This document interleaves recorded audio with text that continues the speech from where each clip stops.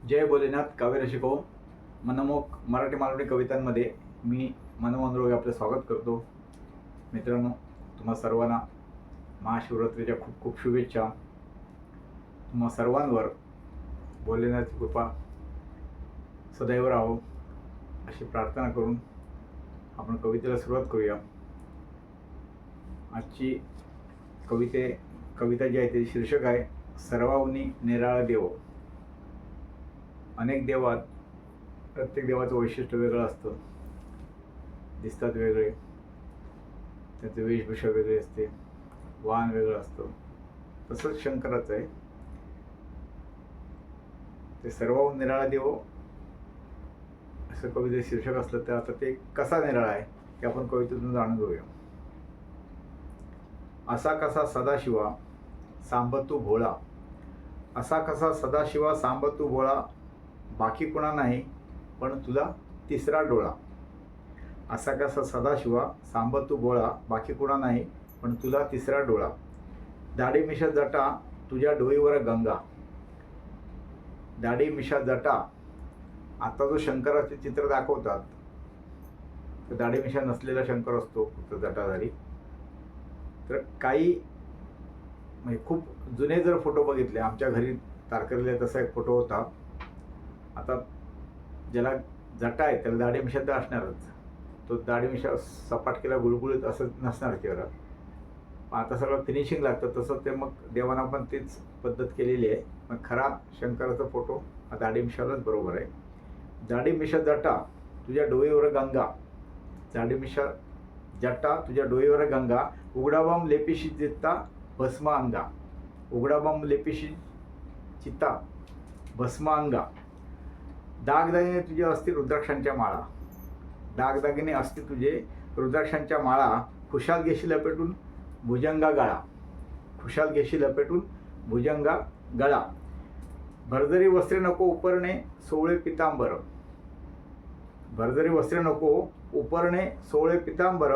शोभून दिसे व्याघ्रचर्म तव कटीवर.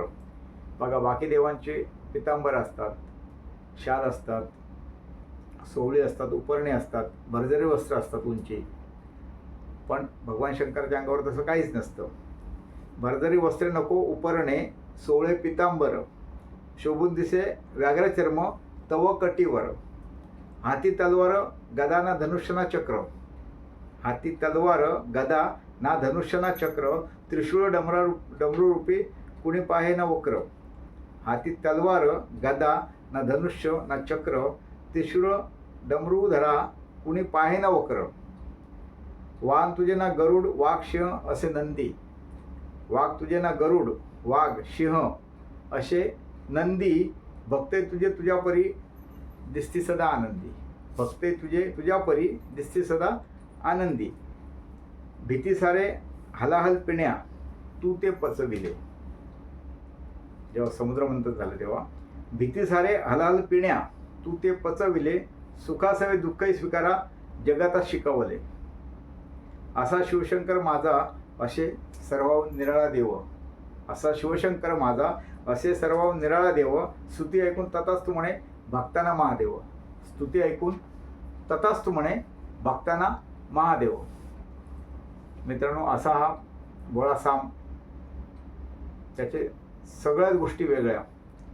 निराळा देव जसा तो भोळा आहे तसा तो जर संतापला तर तो खूप कठीण आहे मग त्याला आवरणं.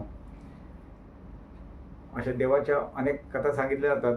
तर ही शंकराचे जे हे वर्णन केलेलं आहे, ही कविता आहे, द्विपदी आहे.